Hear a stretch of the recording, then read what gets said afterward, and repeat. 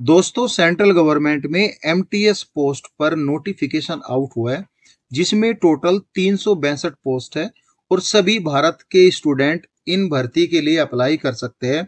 मैं मानता हूं एमटीएस लेवल की जो सबसे अच्छी जॉब होती है वह इंटेलिजेंट ब्यूरो की तरफ से आती है। हालांकि एग्जाम थोड़ा टफ हो जाता है, लेकिन ये जो पोस्ट है और इसमें जो प्रमोशन भी मिलता है वह बहुत अच्छा प्रमोशन मिलता है। ये जो पोस्ट है मिनिस्ट्री ऑफ होम अफेयर के डायरेक्टली अंडर में आती है, गवर्नमेंट ऑफ इंडिया के अंडर में आती है, सेंट्रल गवर्नमेंट की जॉब है और आपको पूरे भारत में काम करने का मौका मिलेगा और एकोमोडेशन आपको सेंट्रल गवर्नमेंट देगी। इसमें आपको अप्लाई कैसे करना है वह भी मैं बताऊंगा और यहाँ पे कुछ स्टेट के नाम दिए हैं, कुछ यहाँ पे सिटी के नाम दिए हैं, उनके बारे में भी हम बात करेंगे कि आप किन स्टेट में अप्लाई करने के लिए किन किन लोकेशन में कैसे आप एलिजिबल होंगे और जो इसमें कास्ट का कंसेशन जिन कैंडिडेट को लेना है उसके बारे में भी मैं बताऊंगा कि आपका जो सर्टिफिकेट है किस डेट से वैलिड होना चाहिए, किस डेट तक वैलिड होना चाहिए, जब भी आप इसमें अप्लाई कर सकते हो। अब हम वन बाय वन करके सभी पॉइंट पर हम डिस्कस करेंगे और आपको कंप्लीटली समझा के चलेंगे, जिससे कि आपके सारे डाउट क्लियर हो जाएंगे। सो गाइज, मैंने वीडियो में पहले ही बताया पूरे भारत से कैंडिडेट मेल और फीमेल अप्लाई कर सकते हैं। एमटीएस की पोस्ट है।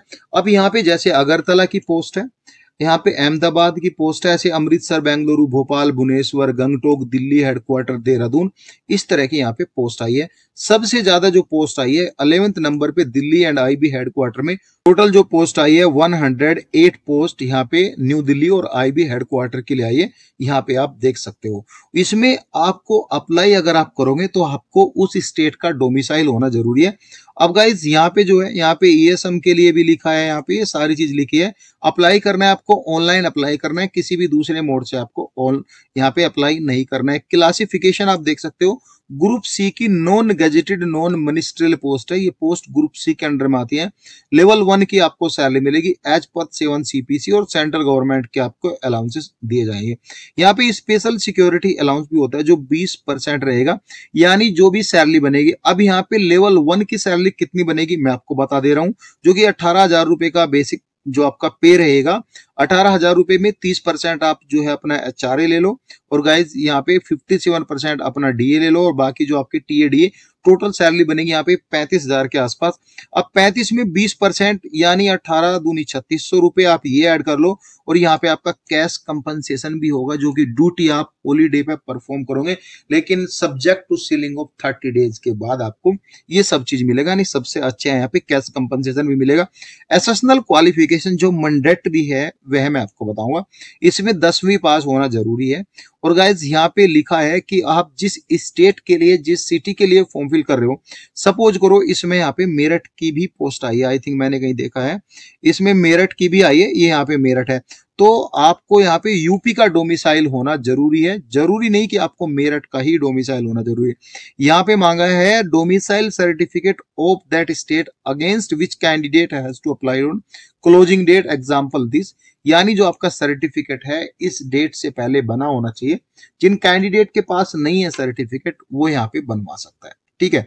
अब यहाँ पे अगर आपको कास्ट का कंसेशन चाहिए तो आप ले सकते हो। आपकी उम्र जो है 18 से 25 साल के बीच जनरल कैंडिडेट और ईडब्ल्यूएस कैंडिडेट की होनी चाहिए और आपकी उम्र जो यहाँ पे उम्र की गणना होगी वह 14/12/2025 से की जाएगी।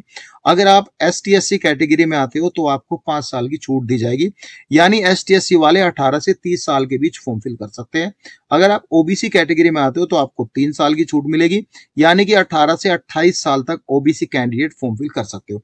अगर आपको कास्ट का कंसेशन चाहिए तो आपको सबसे पहला काम करना है, सेंट्रल गवर्नमेंट का सर्टिफिकेट आपको लेना है और वह सेंट्रल गवर्नमेंट का सर्टिफिकेट फाइनेंशियल ईयर यानी 1 अप्रैल से लेके 1 अप्रैल 2025 के बाद का हो, इससे पहले का ना हो। यानी 1 अप्रैल 2025 से लेके 14/12/2025 के बीच का आपका सर्टिफिकेट होना चाहिए। हालांकि ये फाइनेंशियल ईयर का होता है, जो भी आप बनवाओगे वह 31 मार्च 2026 तक वैलिड ऑटोमेटिकली होगा। अगर कोई दूसरी भर्ती आती है आप वही सर्टिफिकेट उसमें लगा सकते हो। ये क्लियर हुआ। अगर आपको कोई पॉइंट रेज करने नहीं समझ में आता तो आप कमेंट कर सकते हो। टेलीग्राम को ज्वाइन करके वहां पर भी आप स्टूडेंट से अपने जो कंसर्न है, डाउट्स है, वह डिस्कस कर सकते हो। एक्स सर्विसमैन को यहाँ पे अलग से छूट मिलेगी। The candidate can option only for one SIB would because the consider vacancies in bar SIB only. ये यहाँ पे सिक्योरिटी इंटेलिजेंट ब्यूरो रहता है, वो यहाँ पे मोर देन वन पोस्ट के लिए आप रिजेक्ट कर दे जाओगे अगर आप यहाँ पे फॉर्म फिल करोगे। अब इसकी जो क्लोजिंग डेट है 14/12 यानी 14 दिसंबर 2025 है। ऑनलाइन कब से आपको अप्लाई करना वह भी हम बात करेंगे। सर्विस लाइबिलिटीज के बारे में बात कर लेते हैं।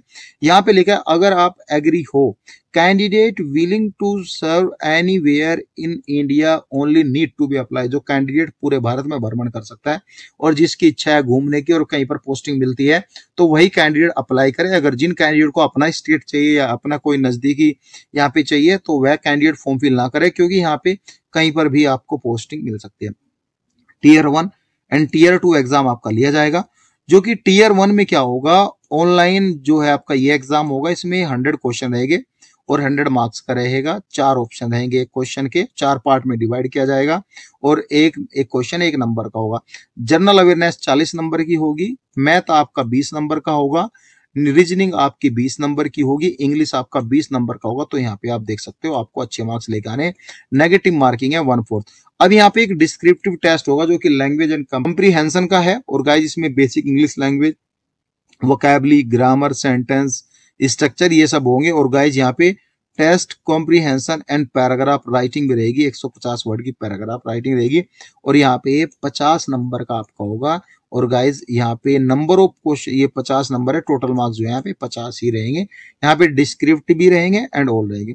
अब टियर 1 की जो मिनिमम 100 में से नंबर लेके आने, जनरल कैंडिडेट को 30 नंबर लेके आने, ओबीसी कैंडिडेट को 28 नंबर लेके आने, एसटी कैंडिडेट को 25 नंबर लेके आने और ईडब्ल्यूएस कैंडिडेट को 30 नंबर, यहाँ के 30 नंबर इसमें लेके आने on the basis of their performance and normalisation. यानी जो भी नॉर्मलाइजेशन होगा, परफॉर्मेंस होगी टियर 1 पे, वह टियर 2 के लिए 10 टाइम ऑफ कैंडिडेट बुलाए जाएंगे।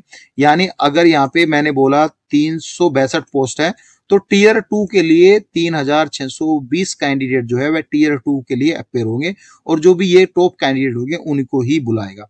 अब टियर 2 में सभी कैंडिडेट को कम से कम यहाँ पे अब 20 नंबर तो लेके आने ही आने हैं। 50 में से 20 नंबर तो लेके आने हैं, 40% के अराउंड आपको नंबर लेके आने हैं। City of examination all India यहाँ पे एग्जाम होने वाले हैं।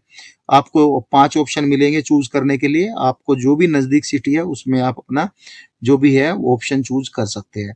यहाँ पे दिया है the application portal will be operational, यानी 22/11/2025 से लेके 14/12/2025 तक आप ये फॉर्म फिल कर सकते हो। इवन इसी बीच के आप अपना रजिस्ट्रेशन कर सकते हो। एग्जामिनेशन फी आपकी 2 पार्ट में डिवाइड की गई। अगर आप ST SC OBC ये सभी कैंडिडेट जो है 550 तो आपको देनी ही देनी है, चाहे आप वुमेन हो, ST SC से हो, किसी भी कैटेगरी को। लेकिन जो मेल कैंडिडेट है जनरल OBC और EWS का, उनको यहाँ पे जो है 100 रुपीज एक्स्ट्रा भी देनी, यानी उनको यहाँ पे 650 रुपए देनी है। ये चीजें क्लियर हुआ, यहाँ पे किसी भी तरह का कोई छूट नहीं दिया गया है। एग्जामिनेशन फीस 100 है, रिक्रूटमेंट प्रोसेसिंग फीस चार्ज है आपका 550। बिल्कुल प्राइवेट बैंकों की तरह लोन दे रही है कि आपकी फाइल का प्रोसेसिंग फीस इतना है, इंटरेस्ट आपका इतना है। अब राम जाने कि क्या प्रोसेस है इनका कमाने का। मोड ऑफ पेमेंट जो भी जिस माध्यम से आप करना चाहते हो उसमें आप दे सकते हो। हालांकि खास कुछ नहीं है इंस्ट्रक्शन में जो आपके बताने लायक हो। हालांकि जो बैंक, अगर आप कोई चालान सबमिट करना चाहते हो एप्लीकेशन फॉर्म से, तो यहाँ पे बैंक में 16/12/2025 तक आप ड्यूरिंग बैंकिंग आवर ये कर सकते हो। वार्निंग दिया गया है, वार्निंग आप पढ़ लेना, खास कुछ नहीं है इस वार्निंग में।